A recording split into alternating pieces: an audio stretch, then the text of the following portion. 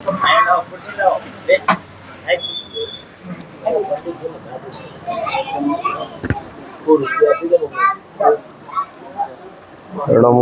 अरिहंताड़ नमो सिद्धाड़ नमो आयरिया नमो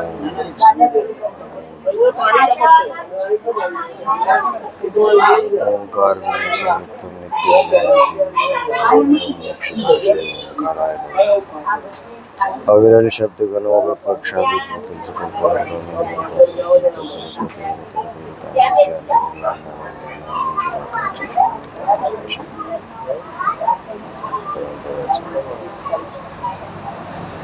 मंगलम भगवान वीरो मंगलम गौतमो घड़ी मंगलम कुंद कुंदाद्यो जैन धर्मोस्तु मंगलम सर्वमंगल मांगल्यम सर्वकल्याणिकारिकम प्रधानम सर्वधर्माणां जैनम जयतो शासनम जैनम जयतो शासनम।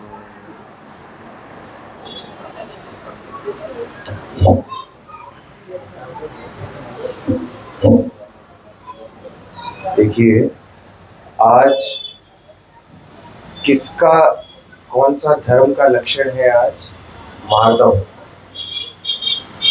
धर्म का लक्षण है। और मार्दव धर्म क्या बताता है?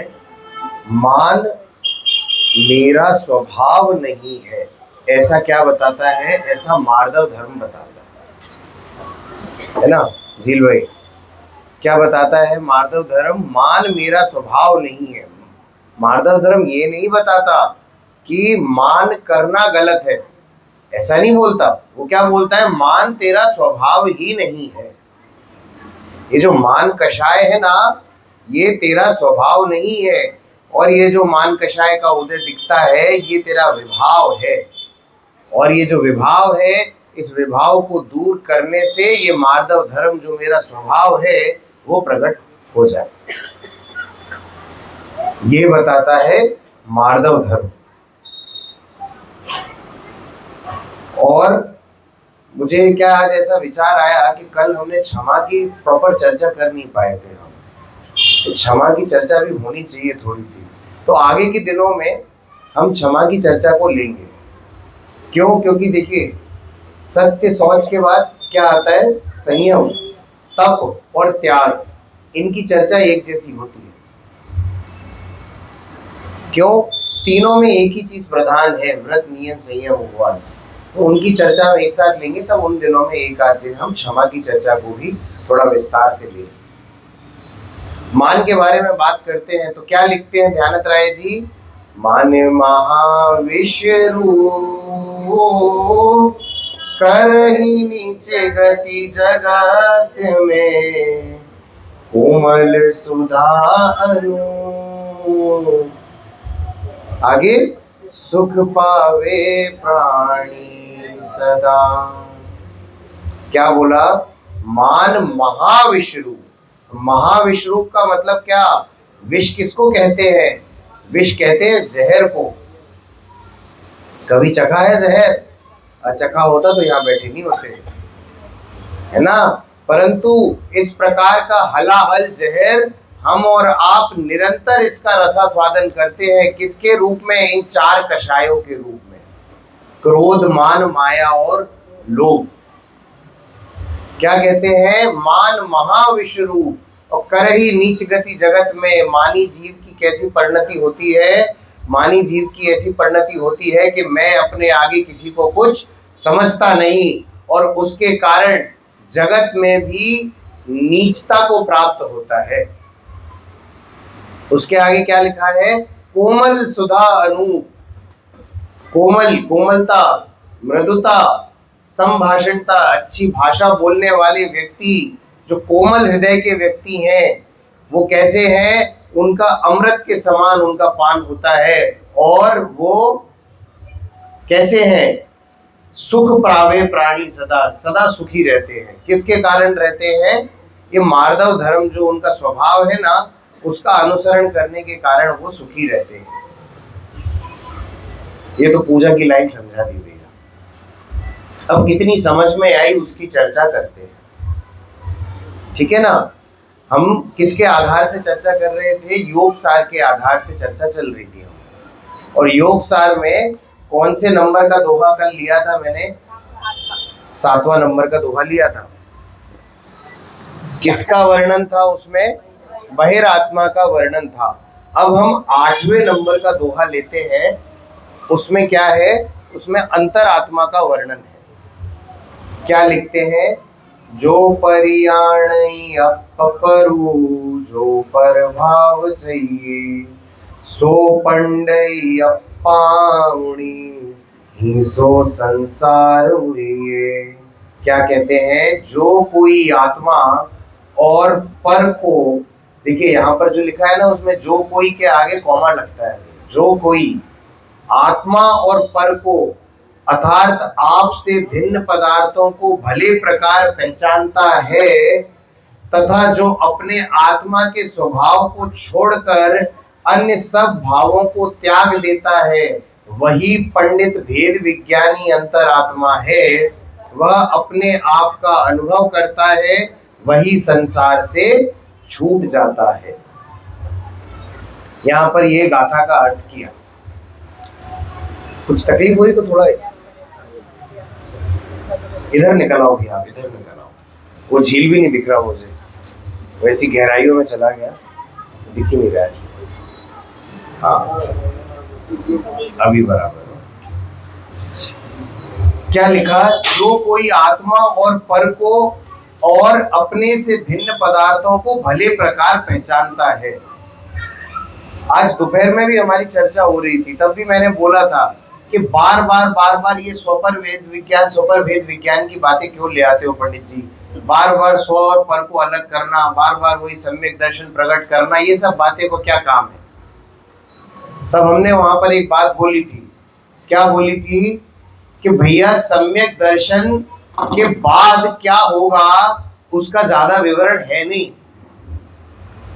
सम्यक दर्शन से पहले की स्थिति तो बहुत बता रखी है। सम्यक दर्शन के बिना कितना दुख होगा, सम्यक दर्शन कैसे प्राप्त करना है उसकी विधि, और सम्यक दर्शन बिना यदि तू रह गया तो तेरी क्या स्थिति बनेगी, ये सब बातें तो है। जिनवाणी के 4 अनुयोग है भैया। चारों अनुयोगों में हर चीज विस्तार से बता रखी है कि जब तक तुझे सम्यक दर्शन नहीं होता तब तक क्या करना है, और सम्यक दर्शन पाने की विधि क्या है वो द्रव्यान योग में समझा रखी है। सम्यक दर्शन जिन ने पाया है वो प्रथमान योग में समझा रखा है, और सम्यक दर्शन तुझे पाने में कर्मों की क्या व्यवस्था होती है वो करणान योग में समझा रखा है। और जब तक सम्यक दृष्टि नहीं होता तब भी जैनाचार किस प्रकार पालना है। देखो सम्यक दर्शन के बाद तो सम्यक चारित्र स्वयं प्रकट होता ही है, परंतु जब तक सम्यक दर्शन प्रकट नहीं होता तब भी जैनाचार तो पालना है ना, सदाचार तो पालना है। तो वो सदाचार किस प्रकार पालेगा, वो सम्यक चारित्र जो है, जो चारित्र का वर्णन है वो चरणान योग में समझा है। तो हर जगह पर मात्र एक ही बात हो रही है, वीतराग विज्ञानता। केवल वीतराग विज्ञानता ही समझाना चाह रहे हैं। भेद विज्ञान समझाने की कला है। कोई सा भी शास्त्र उठा लो, क्या बोलेंगे? भेद विज्ञान कैसे होता है। ये आकुलित है जीव, अत्यधिक आकुलित है। बहिरात्म जो है ना, बहिरात्मा जिसे बोला, अत्यधिक आकुलित आत्मा है विचार, बहुत आकुलता से ग्रसित है। और आकुलता से ग्रसित है, और वो आकुलता चंद्रेश भाई, आकुलता भाषित होनी चाहिए, और ये आकुलता भाषित नहीं होती ना। इसीलिए दौलत राम जी क्या लिख कर गए? ताहि सुनो भव मन तेरे आन, जो चाहो अपनो कल्याण। भाई जिसको अपना कल्याण चाहना है उसके लिए ये बात बोली जा रही है। आपको नहीं सुननी मत सुनो, आपको अच्छी नहीं लगती मत सुनो। भाई जिसको अपना कल्याण करना है वो इस बात को सुनेगा। और थोड़ा ध्यान दिया, क्या बोला? ताहि सुनो मन फिरे आन। ताहि पढ़ो नहीं लिखा, ताहि सुनो लिखा है। क्यों? क्योंकि केवल ज्ञान की वाणी भी हम सुनने जाते हैं, केवल ज्ञान की वाणी सुनने जाते हैं। गणधर आचार्य गणधर आचार्य क्या करते हैं? गणधर आचार्य जो केवल ज्ञान की वाणी सुनी है ना, उसमें से द्वादशांग की रचना हो जाती है, और द्वादशांग की रचना कहीं पेपर पेन पे नहीं होती, अंदर ज्ञान में हो जाती है, और वो आगे अपने शिष्यों को वो ज्ञान मौखिक रूप से देते हैं, और आगे मौखिक रूप से देते हैं, और इस प्रकार से परपाटी चलती है। जब धरसेनाचार्य को विचार आया कि भैया अब तो ये मौखिक का काम खत्म हो गया, उनको भी लिमिटेड ज्ञान रह गया है, सीमित ज्ञान है, अब इसको आगे बढ़ाया तो लोगों की मति तो धीरे धीरे ओझल होती जा रही है, स्मृति शक्ति है ना वो और कम हो गई है, तो ये जो हमारी केवल ज्ञान की वाणी है ये आगे कैसे बढ़ेगी? तब जाकर शास्त्र लिखने का विकल्प आया। उससे पहले तो ताहि सुनो भव मंथिरान चल रहा था, सुनने से ही काम चल जाता था।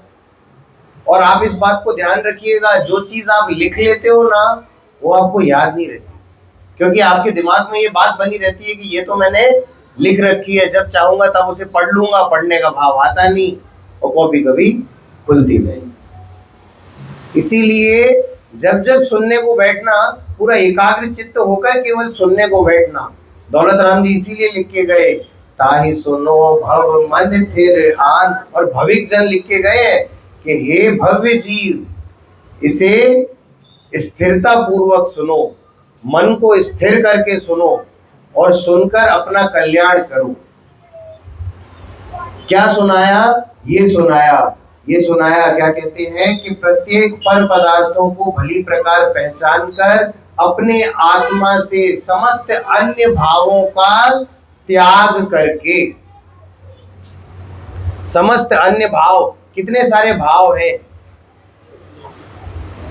देखिए।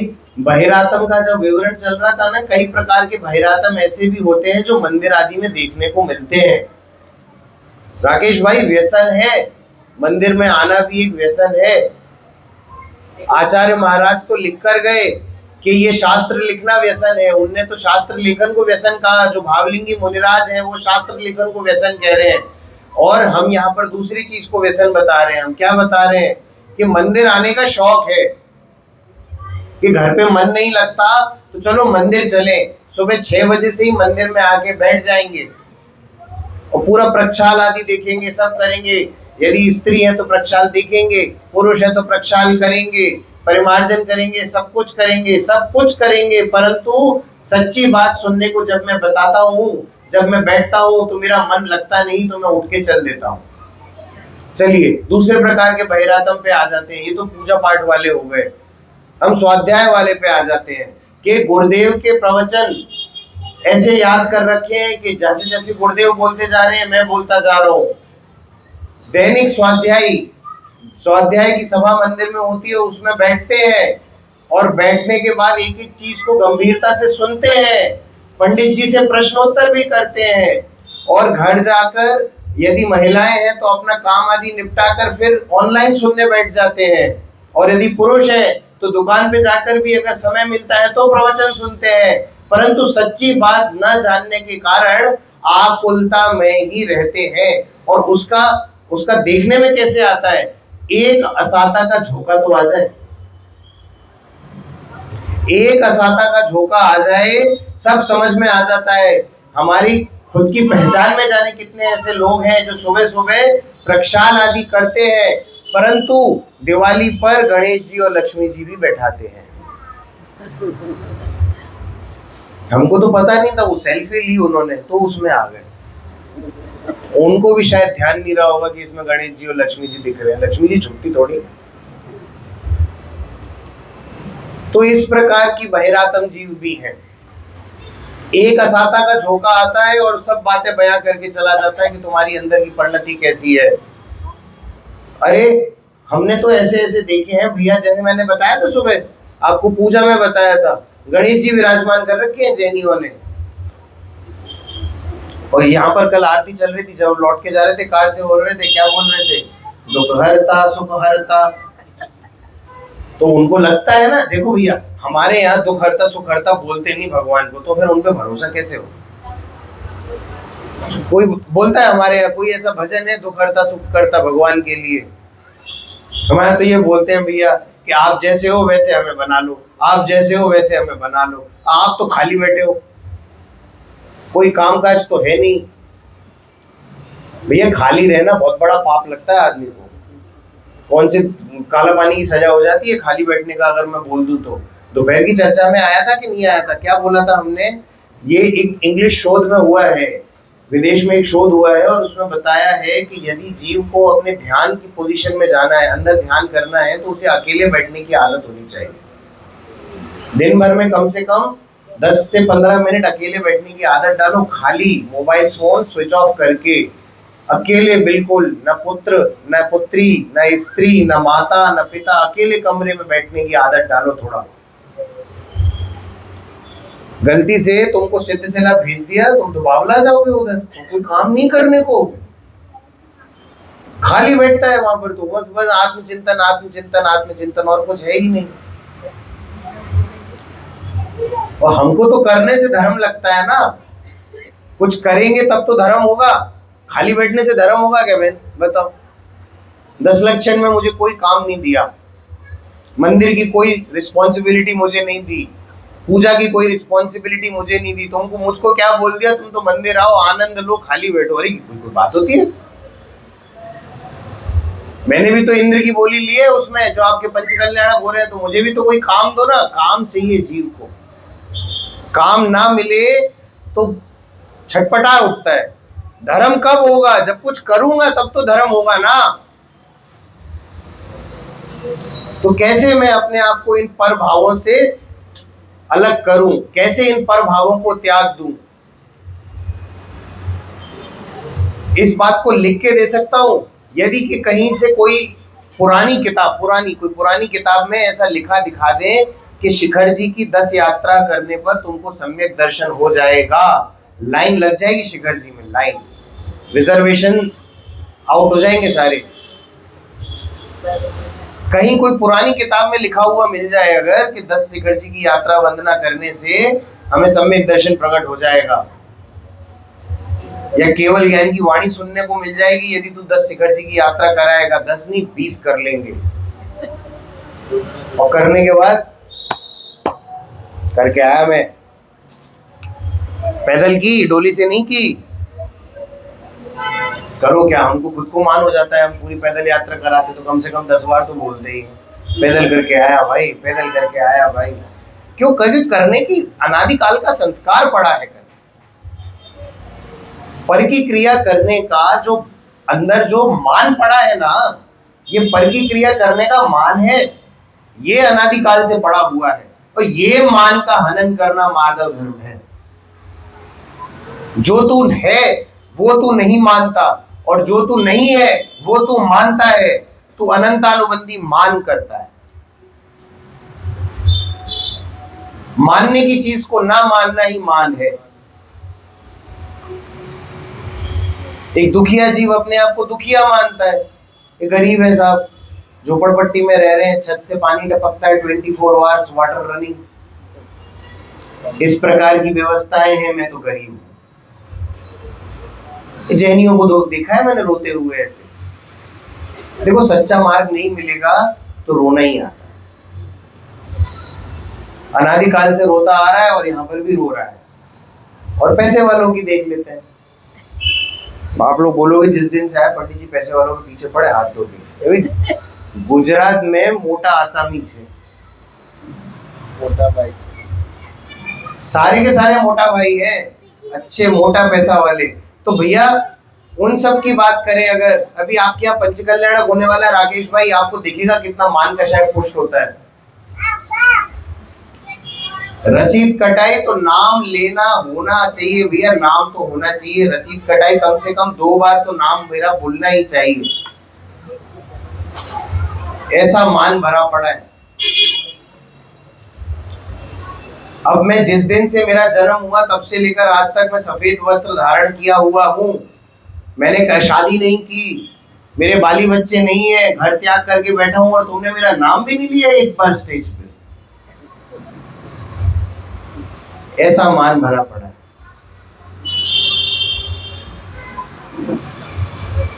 देखिए क्या लिखते हैं यहाँ पर भावार्थ में कि सम्यक दृष्टि को अंतरात्मा कहते हैं। किसको कहा अंतरात्मा? सम्यक दृष्टि को अंतरात्मा कहा। और उसके आगे और क्या लिखा कि वही पंडित भेद विज्ञानी अंतरात्मा है। पंडित, किसको पंडित कहते हैं? जो सम्यक दृष्टि हो उसको पंडित कहते हैं। अब वो चाहे त्रियंच गति का जीव हो, चाहे नरक गति का जीव हो, चाहे देव गति का जीव हो, और चाहे मनुष्य गति का जीव हो, उसको क्या बोलेंगे? पंडित बोलेंगे। हमें पंडित नहीं बोलते। किसको बोलते हैं पंडित? सम्यक दृष्टि जीव को पंडित बोला है। और उसी को क्या बोला? उसी को भेद विज्ञानी बोला। और उसी को क्या बोला? उसी को अंतरात्मा बोला। पंडित बोलने का मान है। कई बार तो ऐसा हो जाता है कि पहले उन्हें भाई साहब बोलते थे, अब भाई साहब बोलने में उनको बुरा लग जाता है, अब हमें पंडित बोला करो। इतना समय हो गया पंडिताई करते करते, अभी भी तुम भाई साहब पे ही टिके हो, अब तुम नाम बढ़ाओ आगे, अब पंडित बोलना चालू करो। तो ये यहाँ पर समझ में आता है कि तू कितना अंतरात्मा है और कितना बहिरात्मा है। क्या लिखते हैं? सम्यक दृष्टि को अंतरात्मा कहते हैं। और मिथ्या दृष्टि अज्ञानी पहले गुण स्थान से चढ़कर जब चौथे या एकदम पांचवें या सातवें गुण स्थान पर आता है, तब सम्यक दृष्टि अंतरात्मा हो जाता है। अब उन्होंने यहाँ पर क्या समझाया कि सम्यक दृष्टि जीव को सम्यक दर्शन होने से पहले 5 लब्धि होती है। पंचलब्धि सुना भी होगा आप लोगों ने, पंचलब्धि विधान भी होता है। 5 लब्धियां होती हैं। उन 5 लब्धियों की थोड़ी सी चर्चा हम भी यहाँ पर करते हैं। सबसे पहली लब्धि बताई क्षयोपशम लब्धि। कौन सी लब्धि है? क्षयोपशम लब्धि। अब मुझे ये बताइए, ये क्षयोपशम लब्धि का आपके खुद के मन में क्या परिभाषा है इस क्षयोपशम लब्धि की? तीव्र ज्ञान होना क्षयोपशम लब्धि है कि आप अच्छा याद कर सकते हो, वो क्षयोपशम लब्धि है? या आप जो प्रश्न पत्र भरते हो वो बिना किसी की मदद के भर सकते हो, वो क्षयोपशम लब्धि है? समय सार की 415 गाथाएं कंठस्थ हैं, क्या वो क्षयोपशम लब्धि है? यहाँ पर भी होंगे कुछ लोग जिनको अपनी समय सार की 415 गाथा याद होंगी। आप लोगों को गुजराती में होंगी, हमारी तरफ उधर हिंदी वाले हैं, उनको 415 गाथाएं याद है। और आप आश्चर्य करोगे, व्यवहारी है वो, और 415 गाथा समय सार की याद कर रखी है। और किससे प्रेरणा ली थी? गुरुदेव के प्रवचन से प्रेरणा मिली थी, परंतु है व्यवहारी, आज भी व्यवहारी। बट ज्ञान का क्षयोपशम था, 415 गाथाएं आज भी इस बात का उन्हें मान है, 415 गाथाएं याद है ना? तो क्या ये क्षयोपशम लब्धि है? क्या बोलते हैं कि ज्ञान में ऐसी रुचि जागना कि मैं कौन हूं, इस बात की ललक जागना। लगा तो नहीं? ऐसी ललक जागना। क्या ललक जागना? कि मैं कौन हूं, मुझे जितनी बुद्धि मिली है उससे मैं अपना आकलन तो कर पाऊं, इस प्रकार का जब ललक जागती है वो कहलाती है क्षयोपशम लब्धि। कि जितना ज्ञान मुझे प्राप्त है, इस ज्ञान से मैं अपना कल्याण कर जाऊं। संगी पंचेंद्रिय जीव को ही सम्यक दर्शन होता है, इस बात में तो किसी को दो राय नहीं है। संगी पंचेंद्रिय जीव कहाँ कहाँ पाए जाते हैं देवांग भाई? मनुष्य गति में संगी पंचेंद्रिय जीव होते हैं, और पहले और ऊपर चलो, पहले अच्छी गति में जाओ ना, देव गति में पहले चलते। देव गति में संगी पंचेंद्रिय जीव होते हैं। अब नीचे आ जाओ, नरक गति में संगी पंचेंद्रिय जीव होते हैं। 7वें नरक का जीव भी संगी पंचेंद्रिय होता है। और त्रियंच गति में संगी पंचेंद्रिय भी होते हैं, असंगी पंचेंद्रिय भी होते हैं, चतुरेंद्रिय, त्रिएंद्रिय, द्विएंद्रिय और एक इंद्रिय स्थावर और निगोदिया, ये समस्त जीव त्रियंच गति में होते हैं। और त्रियंच गति में ही संगी पंचेंद्रिय जीव भी पाए जाते हैं। और ऐसा नहीं है कि जैसे आपको कोई कबूतर दिखा या कोई बड़ा चील बाज जैसा दिखता है, तो वो उसमें भी संगी और असंगी पंचेंद्रिय होते हैं। कोई कोई कबूतर संगी पंचेंद्रिय होता है, कोई कोई कबूतर असंगी पंचेंद्रिय होता है, कोई कोई तोता होता है ना, तोता बोलना सीख जाता है, तो वो संगी पंचेंद्रिय भी होते हैं और उसमें असंगी पंचेंद्रिय भी होते हैं, है ना।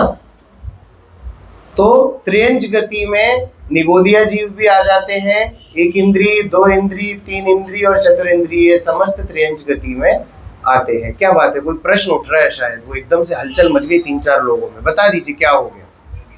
नहीं, वो अंदर रहना नहीं चाहिए शल में।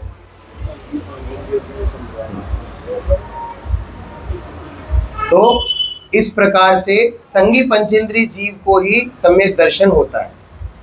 अब सम्यक दर्शन की पात्रता क्या है? नरक गति में और देव गति में एक अंतर्मुहूर्त बाद जीव सम्यक दर्शन का अधिकारी हो जाता है, और त्रियंच गति में भी संगी पंचेंद्रिय में है अगर, तो उसको एक अंतर्मुहूर्त बाद सम्यक दर्शन का अधिकारी हो जाता है। मनुष्य गति में 8 वर्ष का बार है, 8 वर्ष बाद जीव सम्यक दर्शन का अधिकारी हो जाता है, चाहे पुरुष हो, स्त्री हो, चाहे नपुंसक हो। ये समस्त मनुष्य गति के जीव 8 वर्ष बाद सम्यक दर्शन के अधिकारी हैं।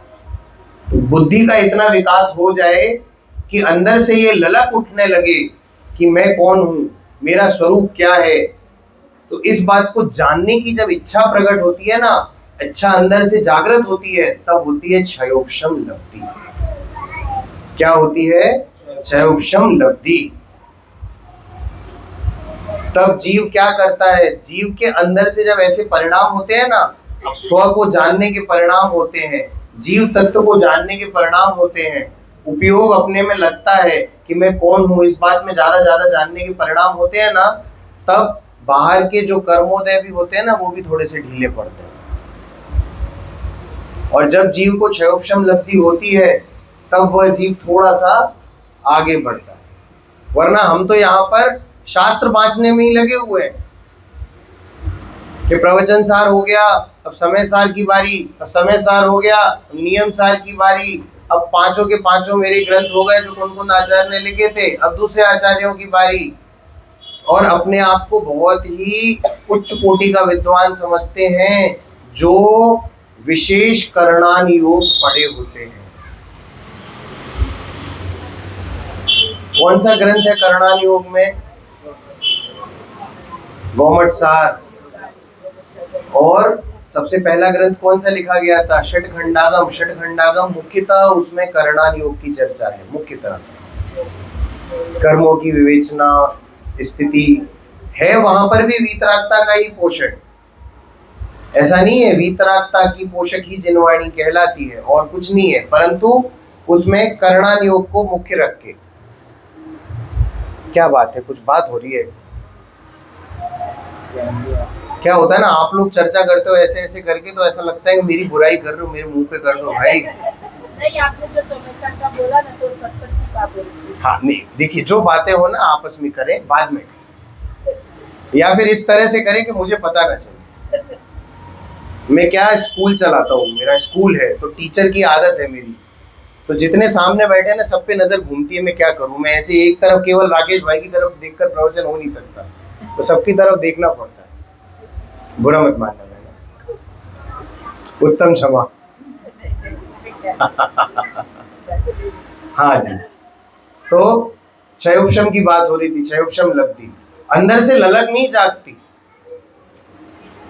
अंदर से जब ललक जागती है ना, तो हाथ में खून लगा हो और मुंह में मांस का टुकड़ा हो तो भी क्षयोपशम लब्धि हो जाती है और सम्यक दर्शन हो जाता है।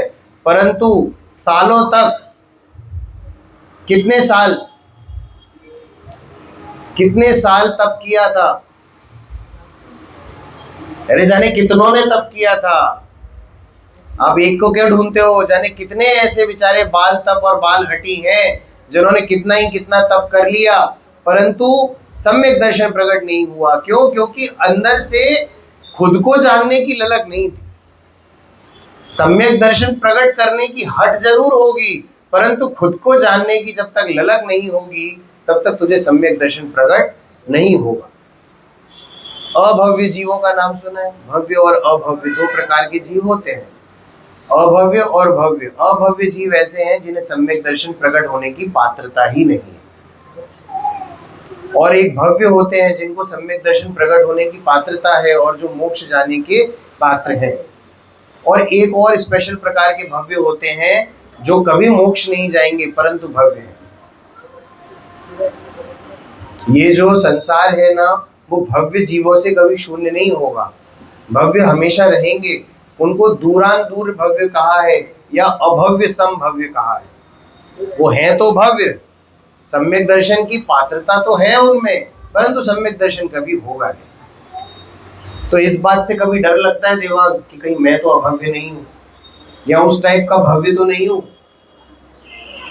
तो उसके लिए क्या लिख के गए जिनवाणी में आचार्य देव कि यदि तुझे इस आत्मा की बात रुचती है, यदि तुझे इस आत्मा की बात में मन लगता है, अपने आप को जानने की ललक उठती है, तो तू भव्य ही है।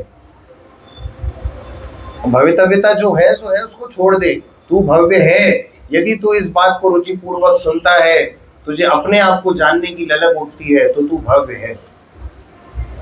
ये हुई आपकी क्षयोपशम लब्धि। उसके बाद आती है विशुद्धि लब्धि। जब जीव को स्व को जानने की इच्छा प्रकट होती है ना, तो वो उस प्रकार का आचरण भी करता है। किस प्रकार का आचरण? जो जैनाचार कहलाता है, जैन सदाचार कहलाता है, उस प्रकार का आचरण। अन्याय, अनीति, अभक्ष का त्याग। अन्याय और अनीति की बात नहीं करते, पहले अभक्ष की बात कर लेते हैं। हमारी जैन में तो भैया क्या बताएं, अभक्ष का ही डिस्क्रिमिनेशन नहीं है। भक्ष क्या है और अभक्ष क्या है, नाम नहीं लूंगा।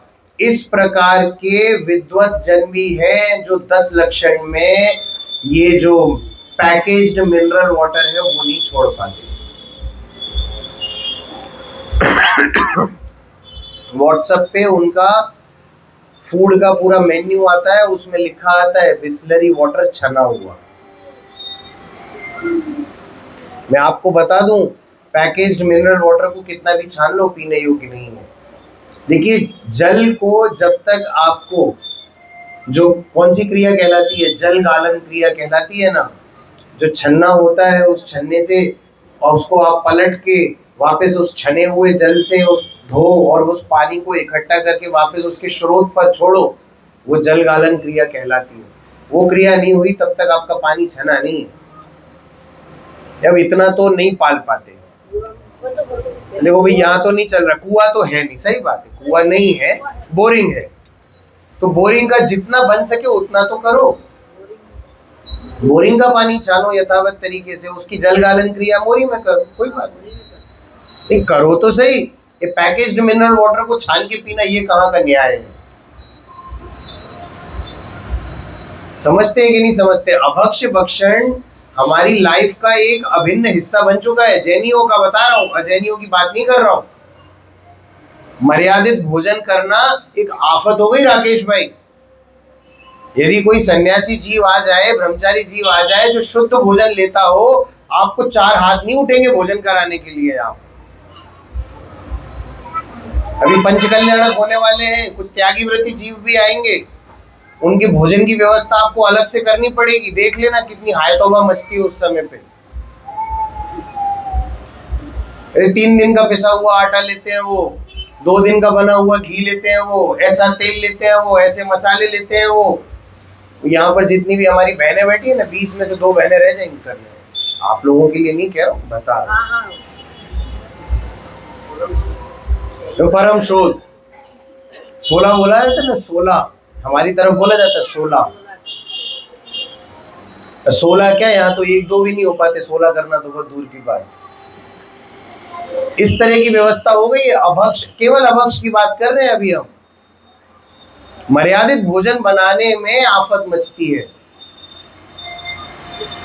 जैनों के घरों में मैंने देखा है, बाहर से आटा पिसकर आ रहा है। अरे छोड़ो, रेडीमेड आटा आ रहा है। जैनियों के घर की बात बता रहा हूँ। थोड़ी सी स्थूल चर्चा है, परंतु दैनिक जीवन की बातें हैं, सुनना जरूरी है। नहीं होगा सम्यक दर्शन जब तक ये विशुद्धि लब्धि प्राप्त नहीं होगी। और अन्याय अनिति अभक्ष का त्याग तो जैन सदाचार है। जैनी क्यों जाने जाते हैं कि ये रात्रि भोजन नहीं करते?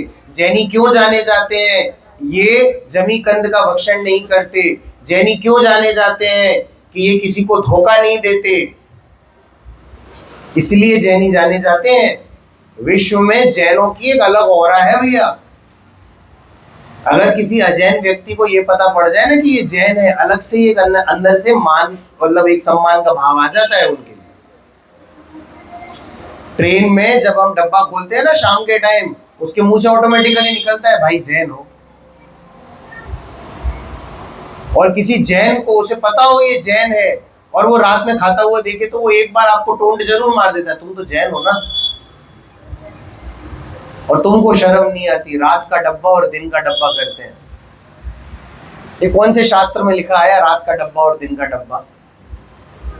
कहाँ विवरण आया रात के डब्बे का और दिन के डब्बे का? किसने बोल दिया कि फलाहारी रात में लेना रात्रि भोजन का पार्ट नहीं है? कहाँ आया है कि फलाहारी ले सकते हैं? भैया रात्रि भोजन मतलब रात्रि भोजन, उसमें पानी भी आ जाता है नीरव भाई।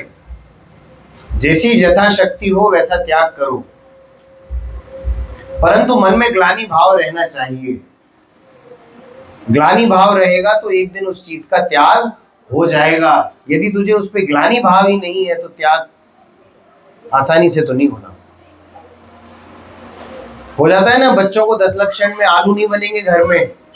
मैं क्या करूं, आलू जैसे शब्द का नाम लेना पड़ रहा है मुझे यहाँ पर। इस मन से ऐसे आलू जैसे शब्दों का नाम लेना नहीं चाहिए, परंतु जैनी घरों में ऐसा होता है कि 10 दिन आलू नहीं बनेंगे तो बच्चा सर पकड़ के बैठ जाता है।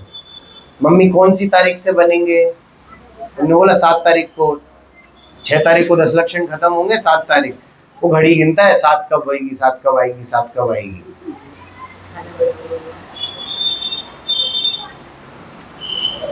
अरे अभक्ष तो छोड़िए, हम तो अब मैं क्या बताऊं, छना पानी जमी कंद ये सब जैनियों के लिए अब बहुत डिफिकल्ट टास्क हुए।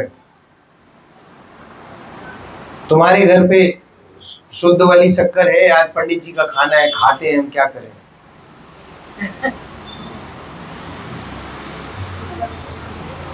शुद्ध वाली शक्कर नहीं मिलती, सेंधा नमक नहीं मिलता।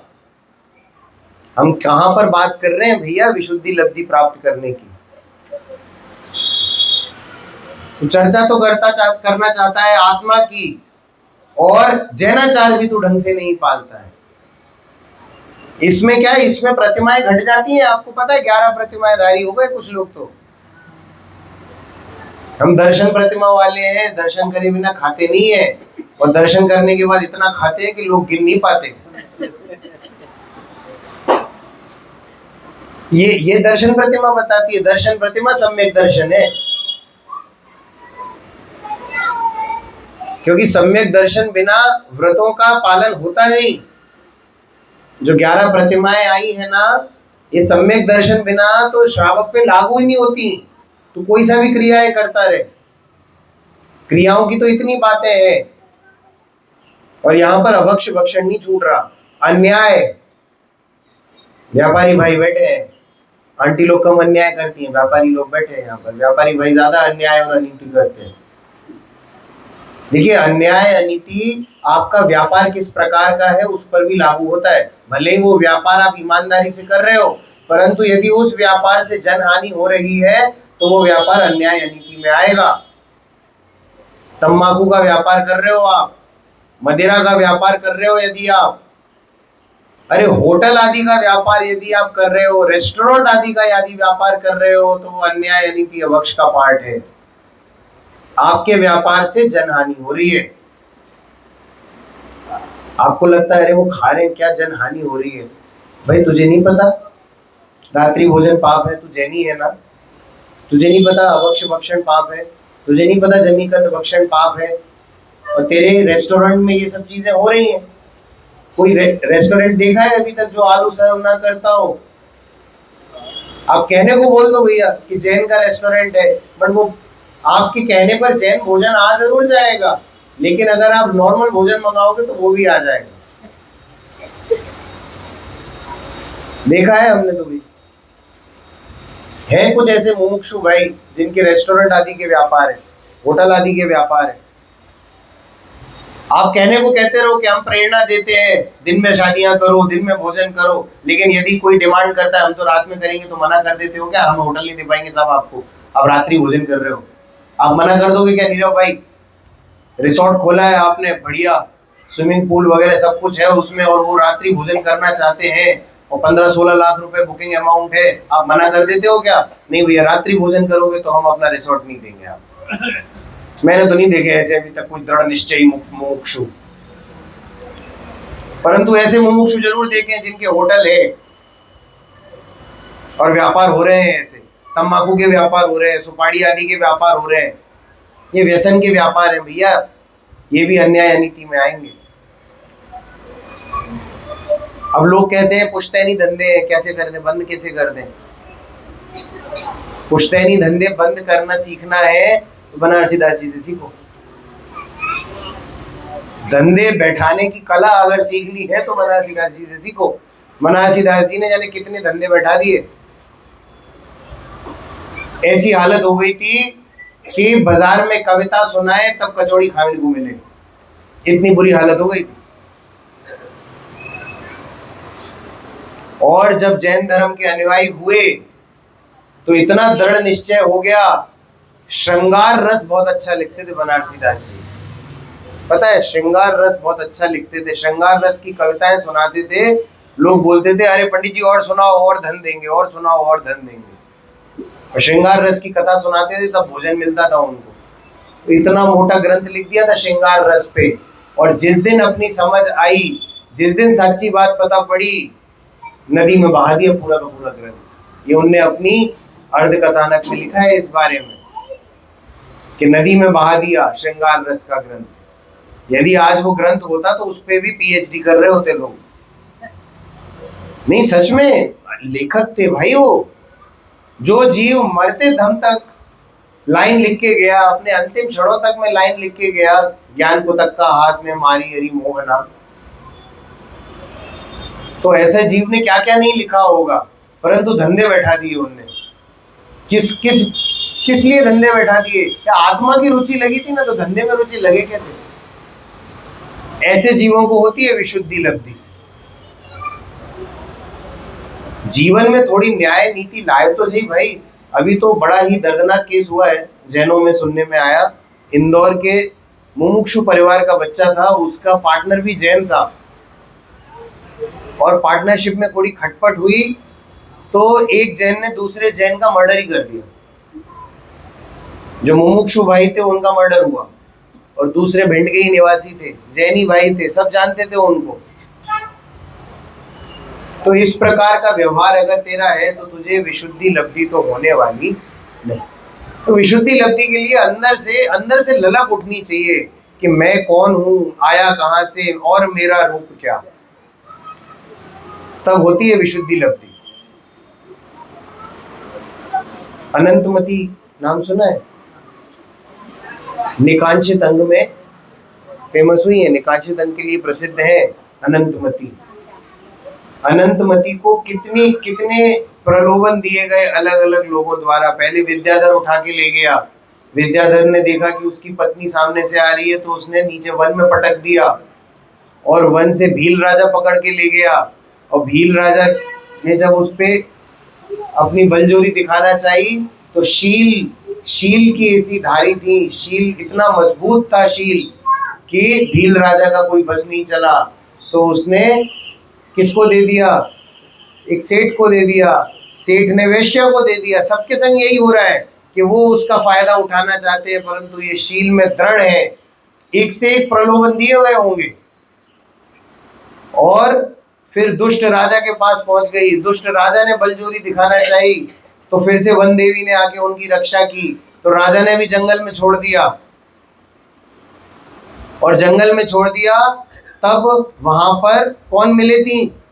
आरिका माता का संग मिला अनंतमती को। और आरिका माता का जब संग मिला तब सच्ची बात तो पहले से जानती थी, परंतु जब आरिका माता का संग मिला तो उस बात पे और दृढ़ हो गई। आरिका माता ने प्रशंसा की कि हे पुत्री, तुम इतनी इतने इतने कष्ट सहकर आ रही हो, परंतु तुम्हारे शील व्रत ने तुम्हारी रक्षा की है। तुम्हारा शील इतना दृढ़ था, उसने तुम्हारी रक्षा की है। इसीलिए अब ये संसार मोह को छोड़ो और सम्यक दर्शन प्रकट करो। उसके पश्चात क्या हुआ था फिर? उनके मामा के यहाँ पर भोजन आदि कुछ करने गई होंगी वो, तो वहां पर वो रंगोली निकाल के आ गई थी और उनको पता नहीं था ये उनके मामा का घर है। और जब उनके पिताजी वहां पर आए अनंतमती के, तब उन्होंने देखा कि ये रंगोली किसने बनाई है, ऐसी रंगोली हमारी पुत्री बनाती थी। तो उन्होंने बुलाया कि वो एक बालिका बना के गई है, उसको बुलाओ। बुलाया तो अनंतमती निकली। उन्होंने बोला चलो भैया आप घर चलो, इतने कष्ट सह लिए, ठीक है अब तो घर चलो, कि अब मुझे इस राग रंग में फिर से नहीं रमना। और आर्यका माता हो गई, स्त्रीलिंग छेद दिया और स्वर्ग चली गई। ऐसे जीवों को होती है विशुद्धि लब्धि। अरे तुम्हारे जीवन में थोड़ी तो विशुद्धि आए, अन्याय अनीति अवक्ष का कुछ तो त्याग होवे, मान कषाय का कुछ तो त्याग करो। यहाँ तो मूंछों पे ताव देने से ही फुर्सत नहीं है। बाबू जी बहुत बहुत बहुत मान भरा पड़ा है, मंदिर बना लिया, अब तो राजा बन के बैठे हैं। कोई ज्ञानी जीव भी गया है ना, उससे भी थोड़ी अकड़ के बात करते, पंडित जी मंदिर हमने बनाया। वो पहले ही बता देते जिससे प्रवचन में 4 बार नाम लेना मत भूलना। और कुछ लोभी जीव होते हैं वो नाम भी लेते हैं, धनी जीवों का बहुत नाम लेने में आता है। आप देखना ज्ञानी जीवों से ज्यादा धनी जीवों का नाम प्रवचन में होता है, इस बात में कोई दो राय नहीं है। मैं तो पूछता ही नहीं धंधा व्यापार क्या है आपका। वो देवांगनी बता दी मेरी फैक्ट्री है, तो मैं उसको ही सुनाता हूँ, दिन में 2 बार सुना देता हूँ। तो वो बर्तन है ना, तो खटकेंगे, बहुत खटकेंगे, जीवन में बहुत बर्तन खटकेंगे तुम्हारे। तुम बर्तन बनाते हो ना, बहुत खटकेंगे बर्तन। ये बर्तन बनाने का मान छोड़ देना देवांग, कि मैं फैक्ट्री का मालिक हूं, ये मान छोड़ दे। मान तो छोड़ दे, क्रिया जैसी हो रही है वो होती रहे, तू अंदर से तो मान छोड़ उसको। देखो आपको बताता हूं कैसे छोड़ा जाता है, भाव क्या होते हैं छोड़ने वाले।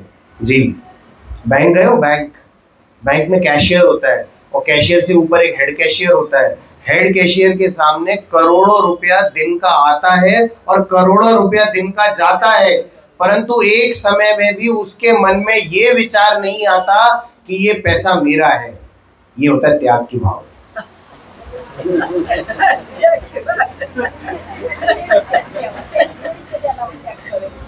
अरे ये मैंने आपको बताया कि जब सम्यक दृष्टि जीव हो जाता है ना, तो ऐसा त्याग वर्तता है मन में। इस प्रकार का त्याग वर्तता है मन में कि 6 खंड का राज्य मेरे अंदर है, परंतु अंदर उसके एक कण भी मेरा नहीं है, ऐसा त्याग वर्तता है। 6 खंड का अधिपति। अब मुझे उदाहरण तो आपको ऐसा ही देना पड़ेगा ना, उदाहरण कैसे दूं? अब ऐसे कोई देखने में आते ही नहीं ना जीव कि जिन्होंने 10 करोड़ का बंगला बनाया और अंदर उनके ऐसा परिणाम वर्त रहा हो कि ये 10 करोड़ का बंगला मेरा नहीं है। मुझे देखने को ही नहीं मिलते ऐसे जीव, तो मैं उदाहरण किसका दूं? बैंक कैशियर का ही देना पड़ता है मुझे।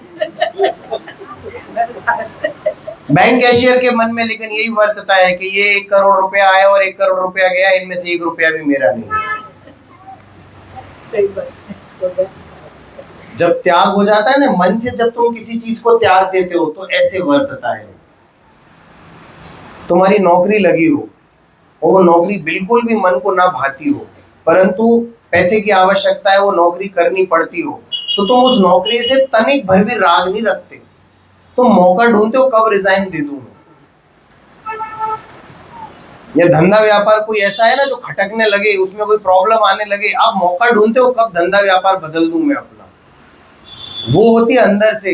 जब विरक्ति आ जाती है ना, तो ऐसी विरक्ति आती है अंदर से। त्यागने की भावना तो रखो, त्यागने की भावना जब रखोगे तब भावना फलित होती है। बिना भावना के कोई चीज फलित नहीं होती। सम्यक दर्शन पाने की भावना होगी तो ये क्षयोपशम लब्धि और विशुद्धि लब्धि आएगी। तेरे अंदर भावना ही नहीं होगी तो क्या फलित होगा? कुछ फलित नहीं होने वाला। अब समझ में आया किसको कहते हैं त्याग? अंदर में त्याग लाए भैया, बाहर से त्यागो ना त्यागो, अंदर से तो त्यागो पहले। अंदर का त्याग बाहर आएगा।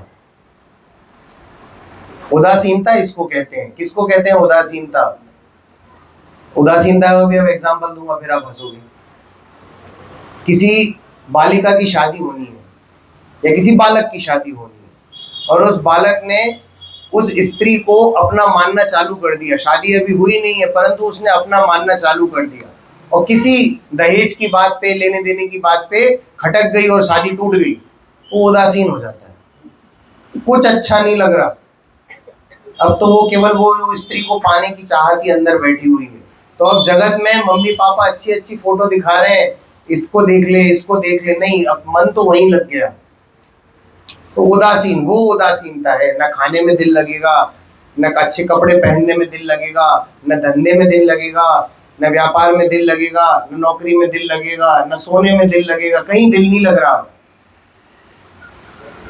इसको कहते हैं उदासीनता। ये उदासीनता का एग्जाम्पल दिया मैंने। तो जब जीव जगत से उदास हो जाता है तो जगत को नहीं छोड़ देता, परंतु मन से जगत का त्याग कर देता है, तब आ जाती है उसे उदासीनता। जगत के प्रपंचों के प्रति उदासीनता आ गई, खाने में भी दिल नहीं लग रहा। बोला था ना, टोडरमल जी का उदाहरण दिया था, आप सब लोगों के बीच में दिया था, दोपहर में दिया था। कब दिया था? 6 महीने तक उपयोग नहीं गया कि भोजन में नमक डाला है कि नहीं डाला है। ये है उदासीनता। जब आपका उपयोग कहीं और होता है ना, तो करते हुए कार्य क्या हो रहे हैं आपको पता नहीं पड़ता। बगल में बैठा हुआ व्यक्ति आपके सामने नगाड़े बजा दे, परंतु यदि आपका उपयोग कहीं और है तो आपका ध्यान विचलित नहीं होता। जिस प्रकार से ये बाहर गाड़ियां जा रही हैं, उसके हॉर्न आपको विचलित नहीं करते, क्योंकि आपका ध्यान यहाँ सभा में है। समझते हैं ना? ये कहलाती है उदासीनता। जब उपयोग ही मेरा संसार की तरफ नहीं है, तो संसार की क्रियाओं में मैं किस प्रकार रच पचूंगा? नहीं रचूंगा, नहीं पचूंगा। मैं तो अपने अंदर में संतुष्ट हो गया। सम्यक सन्मुख जीव की व्यवस्था है। सम्यक सन्मुख जीव भी इतना अंतर्मुखी होने का प्रयत्न करता है। सम्यक दृष्टि जीव तो हो ही जाते हैं फिर अंतर्मुखी। सम्यक सन्मुख जीव भी इस प्रकार की चेष्टाएं करता है कि मुझे अब संसार की क्रियाओं में कोई रस आता नहीं। तब जाके सम्यक दर्शन प्रकट करने की पात्रता होती है, विशुद्धि लब्धि आती है। अंदर में वो भाव तो आए, भाव की ललक तो आए, वो इच्छा तो प्रकट होवे। दुख को दुख भासित तो हो, तब तो दुख लगे। अब मैंने आपको, आपने बहुत अच्छे अच्छे काम किए हैं, चलो आपको अच्युत स्वर्ग का देव बना के बैठा दिया, बहुत अच्छी बात है, बैठा दिया, अब मैं प्रसन्न हूं। अब नहीं अच्छा, अब बुरा नहीं लग रहा संसार। पहले बुरा लग रहा था, क्यों? क्योंकि मैं मनुष्य गति में था, मेरी दुकान ढंग से चलती नहीं थी, तो मैंने मंदिर आदि गया, मंदिर आदि में पूजा आदि की, अच्छे अच्छे काम किए, तो उससे पुण्य बन गया, उस पुण्य से मैं अब देव बन गया। Now I am happy, goal achieved. ये नहीं है विशुद्धि लब्धि भैया। विशुद्धि लब्धि अलौकिक चीज है। विशुद्धि कब आएगी? जब अन्याय अनीति तेरे जीवन में चली जाएगी, अभक्ष भक्षण तेरे जीवन से चला जाएगा, जब जैन सदाचार पलेगा, तब आएगी तेरे जीवन में विशुद्धि लब्धि। और विशेष चर्चा इसकी आगे करेंगे, अभी की बात को यहीं विराम दें।